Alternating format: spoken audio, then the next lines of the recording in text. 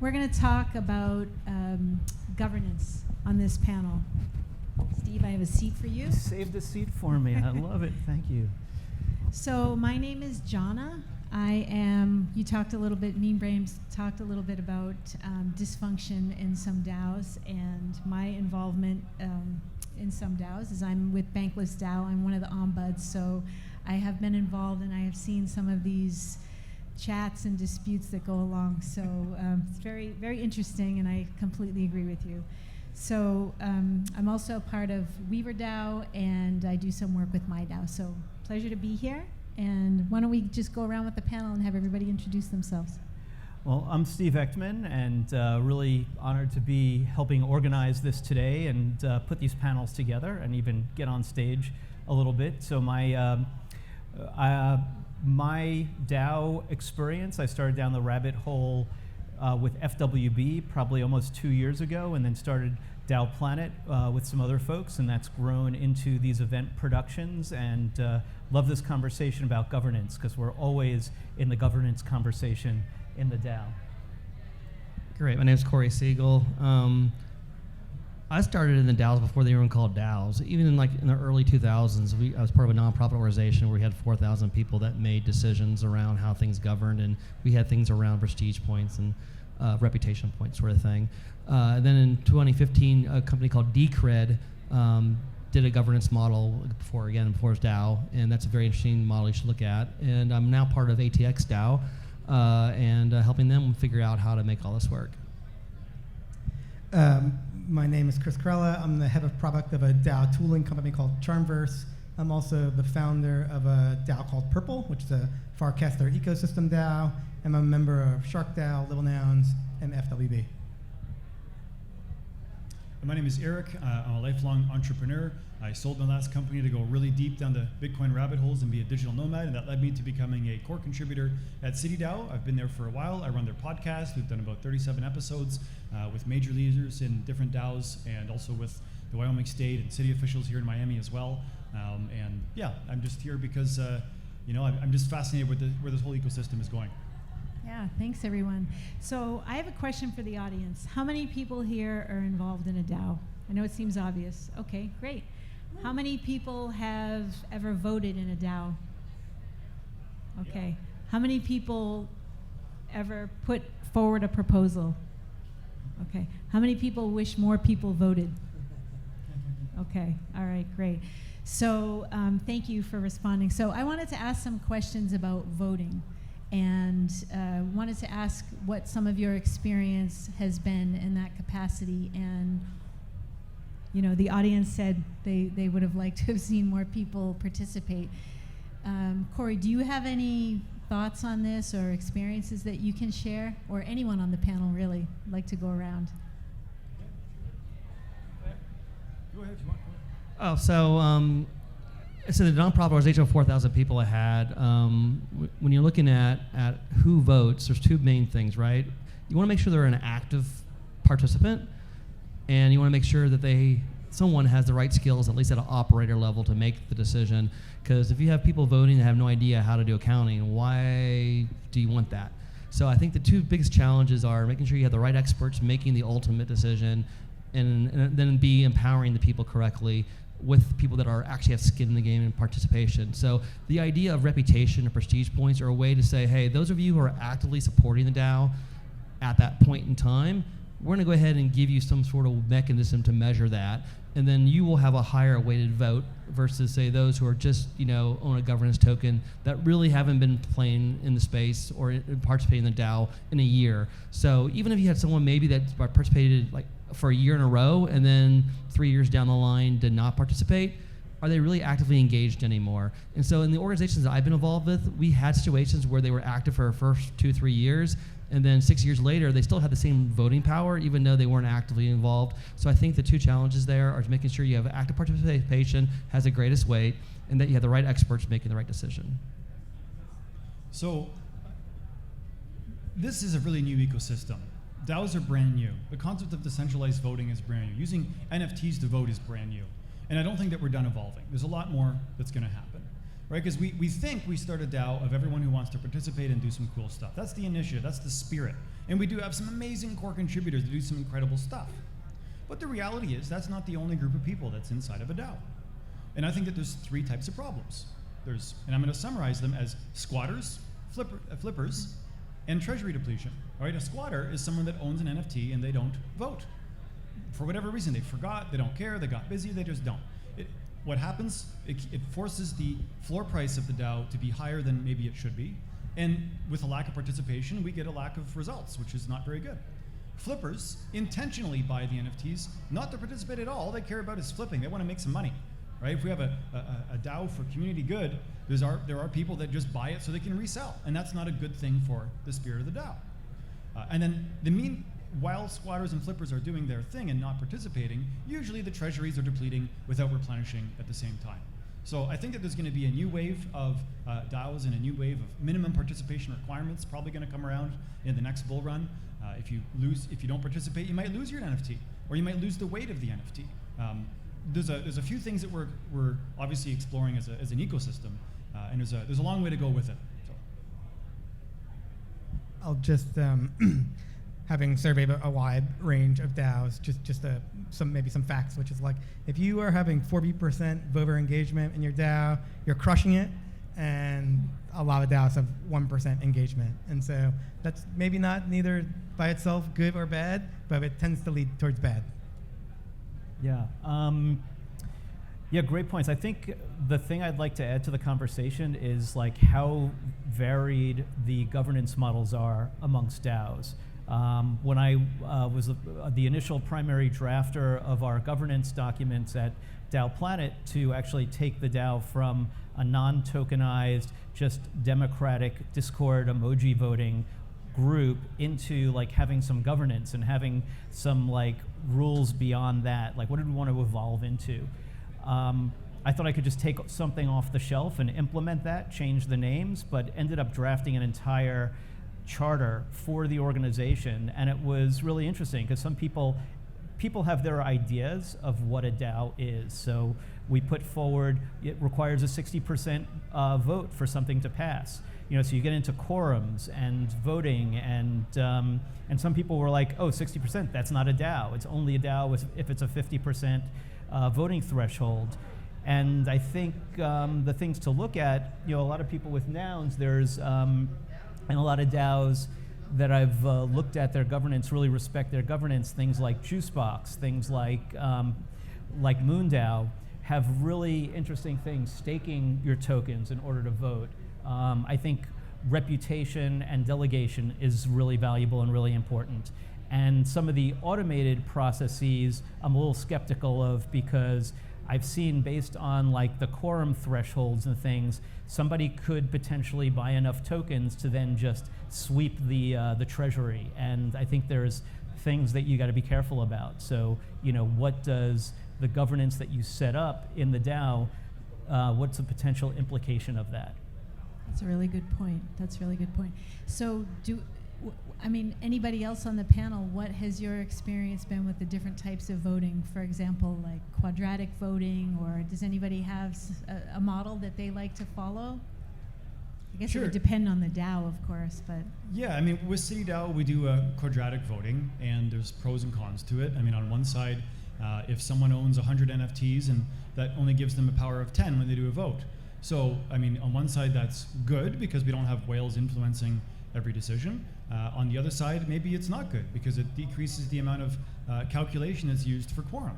And, and I'm saying these as questions and as not as solutions because we are exploring some of the better ways to do this, and we are looking at better ways of governance, because you can undermine quadratic voting by just spreading. If you have 100 NFTs, put it on 100 wallets. There you go. You just undermine the whole process. The concept of soulbound tokens is going to be playing a really big role, I think, in the next round of NFTs.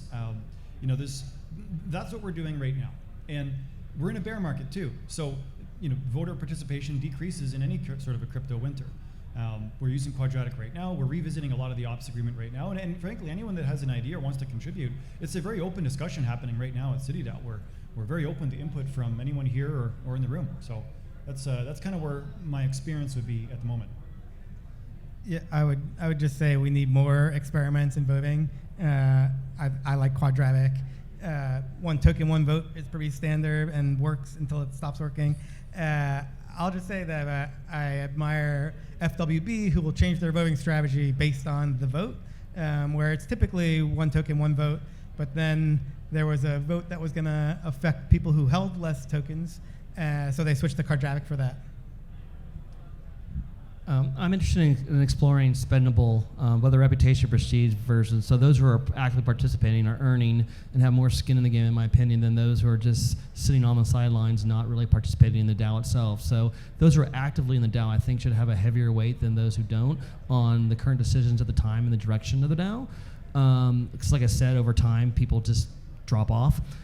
So things around that nature. Decred had an interesting one where they, from a logistics perspective, gave every quarter 10% of the, whether you hold one token or a million tokens, doesn't matter, 10% random selection got tickets, and those ticket holders were able to vote for that quarter on what projects got approved and and where the treasury got spent. So there's different models out there, but I think the ability to have, the last thing I want to talk about is if a DAO's been around for 10 years, and I'm a new person and I work really hard on that DAO, my weight, potentially is not anywhere near as equal as someone who's been around for a while, especially if they own a lot of tokens. So how can I encourage new membership? And that's where I like the spendable, because the spendable, if I'm a new person that worked really hard for 6 months and spent 40 hours a week volunteering for the DAO, I should be able to take that and somehow vote on something I really care about, and that be relatively equal to someone maybe they've been there for 10 years that's voting on a bunch of things. So there's a lot of different checks and balances and weights you got to consider, and they're just some of the ideas I have right now that we're exploring. Yeah, I like what you're saying, and maybe delegation approaches, some sort of solution toward that. So if you're the person that's showing up now, then people can delegate more of their vote, because I think there's a lot of lethargy when it comes to voting. Like Johnny, you asked, like, how many people vote, and people can't necessarily have the time to spend and like read every proposal that comes through, and so a lot of times in some of these DAOs I'm less active in, I would love to delegate my vote to somebody that I feel it's more of a representational government, and I think that can be a big part of the solution. The high level thing I would say is if you have a DAO and you're thinking about what kind of governance, to really think about what do you want the outcome to be. So not have any dogmatic kind of, it's got to be this way. Look at what options are out there and what is the type of governance that's going to serve the type of organization that you're trying to create. That's a really good point. Yeah, I completely agree with you. And then just along those lines, in terms of governance token and STO, for example, what has the panel's experience been in terms of separating the two, or some of the pitfalls of just having one? I'll go. I bridge between the regulatory compliance factor and helping Web3 companies figure out how to meet the correct jurisdictional guidelines. We just had literally, I think 2 weeks ago, the SEC's filing against, Fed Crypto DAO, actually out of Wyoming. And unfortunately, they just didn't file their S1 and a few things that meet regulatory compliance for registering a security.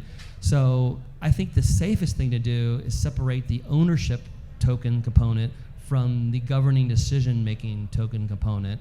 And that way, decision-making on terms of how Treasury is spent, how projects are improved, the direction of essentially replacing, essentially your board of directors. Maybe you elect operators, because even in a DAO, you got to have people that are smart, that have a skill set to operate. You want to have someone who understands finance to run the finances of the DAO, not some random Joe. And so I think it's really important to separate the governing decision-making and quote voting of the DAO and however that's being done versus the ownership and whether or not you get dividends or royalties versus the product. And maybe I conflict a little bit here with you a little bit here, but the idea of a DAO token going up and down in price is confusing to me, because to me that's more of a product, or that's the equity component of ownership, and it can be democratized, meaning the organization can own that equity, versus the decision making, which to me is a separate sort of function. That's great. Chris, you were going to say something, or? Not really, no. Okay. Just building off what you're saying with the price of a of a membership for a DAO. I mean, is it a membership, or what is it? Why does the price even move up and down at all? I definitely am an advocate. I like true market pricing. If I'm going to buy a Costco membership or whatever membership, I like the idea that the value of that membership is open market determined. Maybe it's zero. That's a great deal. Maybe it's $1 million. Maybe that's a great deal too in the context of whatever it is that organization is trying to do. I like the idea of open market pricing. The challenge, though, is that at what point does it cross over to accidentally be an investment? It's a very tricky gray area. The great thing about Bill 38 in Wyoming is that it's very short and simple, and the bad thing about it is that it's very short and simple. It doesn't give a lot of details on, where is that line, and we want to stay on the right side of the line, right? It's supposed to be just like a membership to vote and to govern. That's it. Constitution DAO went into this in a big way as well. Once the DAO shut down, people are reselling the tokens on the open market for huge gains, right? And I don't mind saying, I accidentally gained a lot on Constitution DAO. I didn't get into it for that, but that's what happened, right? And does that mean that now it's an investment? And they were luckily able to navigate that properly. But anyways, these are big industry questions and problems that we all get to think about, and we all get to participate on, and we actually get to influence how some of these rules get made. And this is the greatest thing about being in a new market. We can influence how the rules are going to be written by talking about it like this. Yeah, absolutely. So just along those lines, in terms of a governance token for decision making only, for DAOs that maybe previously set up and they didn't call out that specific detail, now we're concerned about being classified as, I call it the S word, right? The security. Does the panel have any thoughts or guidance for maybe anybody else that's out there in the audience? I think we have to be careful of the word guidance. Yeah, So this is not legal advice. This is not legal advice, but maybe thoughts or things that we've seen. Yeah, the guidelines that I use, that I think of, is that if we're going to be minting tokens and we're going to be selling these tokens and they're going to, at some point in time, free float on exchanges, we have to think that eventually they're going to be called securities. Right. I think the beauty of DAOs and the time that we're in right now is we can relatively not risk-free, but with little risk, start organizations with communities that can turn into really functional, operational organizations, and just have an eye on, this will someday be a security. It may not now, but it may in 2 years or 3 years, and be prepared for that. What's the cleanup look like? So if we, maybe do KYC from the get-go. Everybody in crypto is a lot of people race to it for the anonymity, but in my mind, that anonymity is going to go away. So maybe we should look at doing KYC from the beginning. That's a really good point.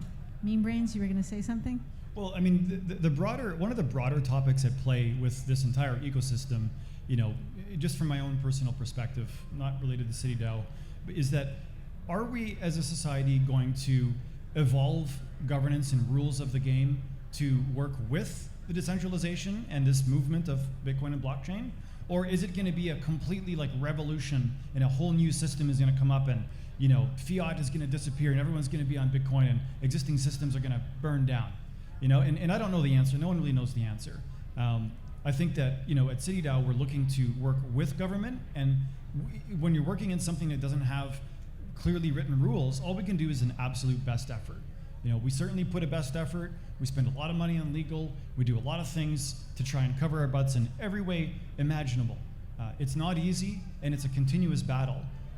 But there's going to be other groups that don't care at all, and they're going to just forge ahead and maybe create a new type of a system that puts the middle finger up on current governance. And I don't know exactly where we're going as a species in that direction. But part of my presentation was it's certainly going to be different than it is today.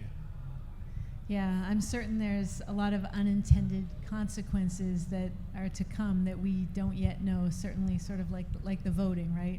We didn't anticipate everything that would happen with the voting, and now we're learning. So when we jumped into this and I asked the audience some questions, we kind of dove right into voting and whatnot. I guess my question here is I take a few steps back. If a DAO was just starting out, is there a framework? I know that no one size fits all, but is there a framework or perhaps some resources that a new DAO could use to help put together a good governance structure?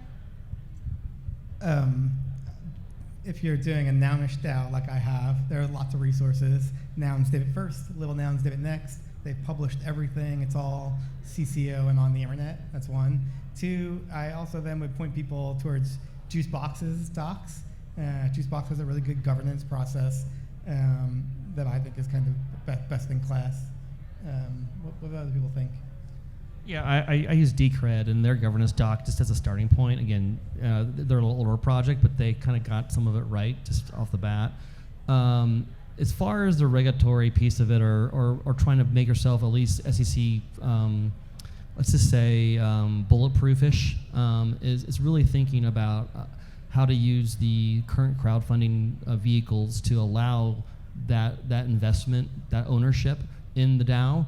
Whether through a Reg CF or a Reg A+, we call it. And that way you get covered on the security side and allow people to get dividends and rights and royalties and all that, and not worry about whether or not this is a product and a royalty, or is it security and a dividend and a payment. And so by doing that up front, or thinking about that up front, I think you cover yourself, and then make the governing token, the decision token, being a separate aspect of it, to how the company's going to be run and how the decisions are going to be made and who's elected to operate.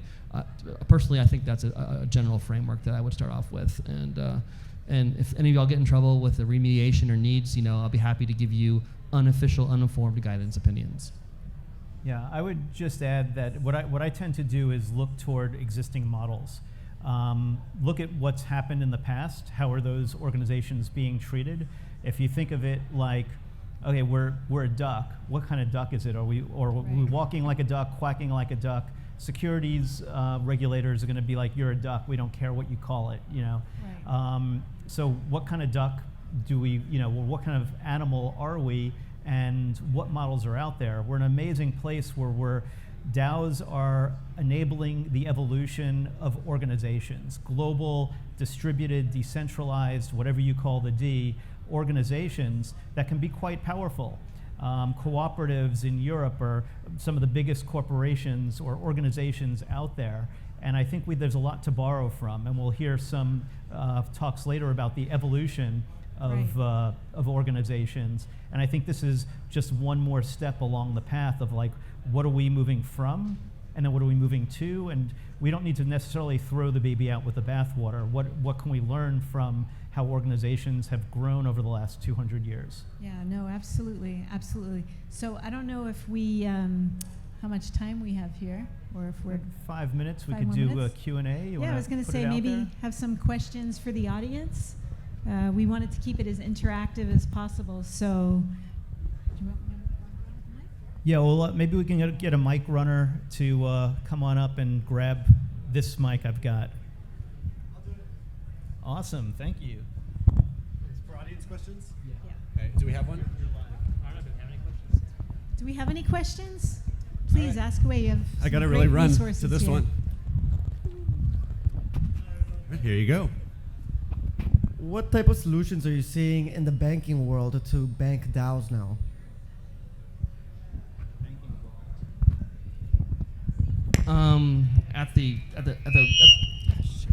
At the larger level, they're not really, happening. I've heard and seen some banking DAOs. Again, it's more of the governance component of it. They still have to get, to be a real bank, they have to have a banking charter, or at minimum, to do lending. I mean, you saw Celsius and BlockFi get in trouble for not having to be a bank in terms of lending. Although that being said, there are banks, specifically in Wyoming, that they do everything but lending. And so the question is, what do you mean by bank? I think it's called SBIDC, something like that. SBIDC, Special Purpose Investment Deposit Vehicle, something like that. So the answer is, really, in my mind, the DAO component is not being run by a board of directors, not necessarily run by executives, but run by the organization, the membership. And I personally agree, electing those who know those specific areas as operators is kind of a good model. So I don't know a lot about the current banking DAOs and kind of how they're operating, to be honest. Space is too big. Thanks. In navigating the volatile space of token value, how do we compensate people who are contributing through governance without having them technically as employees? And what is the best strategy to keep us safe while compensating appropriately for contributions? Well, it was interesting. I was having a conversation about this last night at like 2 or 3 in the morning, as sometimes these conversations around DAOs go. And I think you just have to also be careful, especially around compensation. If your token has a value, but you're giving them out to people for their efforts, that's a taxable event in most countries. That's giving them value. They need to pay tax on that. So I look to the, again, looking back at the models, stock option model, if you have preferred shares and common shares, you can usually price the common shares at about, if there's preferred shares that will get a preference on distributions, if there's a change of control, then have a value and know that, and have everybody understand that if you get value just given to you, that could be a taxable event on that level at least. If you use NFTs as the payment, does that navigate more If the NFTs have safely? value, if they have value at the time that they're being transferred, that's just like giving somebody cash. They need to get a 1099 based on the value of whatever it was. And I'm not an accountant, so this is not legal or accounting advice, but the law, as I understand it, says that's a taxable event. If you distribute tokens before they're worth anything, then it's not a taxable event, because you can say nothing exists, we just have tokens, and but you're then not paying like bounties. Let's say you have bounties, and it's like, okay, if you do X, I give you Y number of tokens, and those tokens are already out on the market with a free floating value, then that you have to talk to your accountant about that. So I use Decred because they've always paid their volunteers, their developers in their own Decred currency for 7 years now. So everyone for 7 years that's developed that blockchain and participated in the governance in those projects have all been paid in Decred, and then they took the Decred and cashed out for fiat to pay for real world operational, living expenses.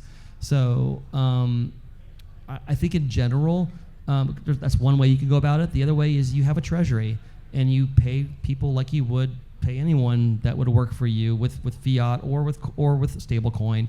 Probably a stable coin, maybe not, because some people want to earn money to pay for food in their house, and they don't necessarily want to participate in the up and down of the market. If one day, the coin they own drops by 50%, that may cause them not to be able to pay for their mortgage, right? So the question is really what the point of paying your workers or rewarding people that are volunteering. And I think at least through a stable coin probably makes more sense to me, at least. Maybe, or a mixture of both if they're willing to take the risk on this. But really that, this case Decred went up and down, and so it's really kind of hard when you're trying to like just put food on the table and take care of your kids. So it depends on what you want to do. I'll just add really quick, and it was on an earlier panel in the legal panels, that if you're trying to use tokens to avoid something like taxation or something, it's a real world thing, and it's obvious that you're using that to kind of skirt some taxation or tax law or laws, that's when there's going to be a gotcha. So just make sure you're adhering to laws if you don't want to end up with a huge liability down the road.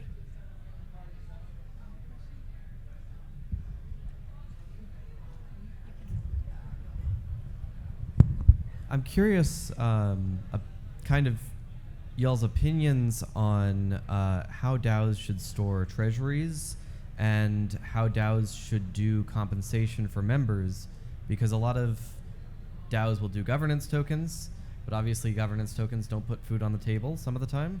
And then there's a question of how much you really want to put into fiat versus like a USDC or maybe something that's stable but maybe not pegged to anything.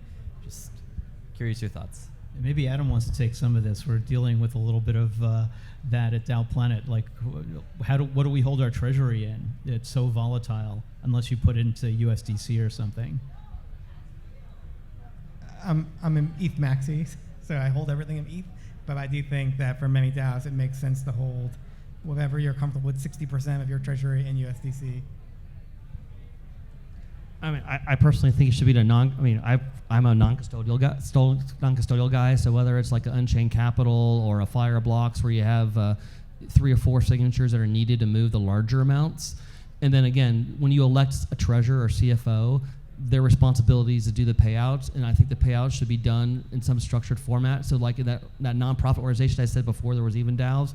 We rewarded prestige or reputation or payments based on a set of guidelines that everyone knew about. Like, okay, if you spent 40 hours a month running this regional organization, you got paid X amount. It was just set. And as long as someone above you said, yes, you performed relatively accurately, then that would be the CFO in this case, or whomever that had the access treasury would pay you that. So this is to give you the example. I don't think you should overcomplicate it.